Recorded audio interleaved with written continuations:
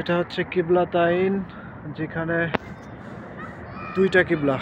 একটা হচ্ছে আমাদের কিবলা, যেটা হচ্ছে কাবা শরীফের দিকে, আর একটা হচ্ছে আপনার যেটাকে আমরা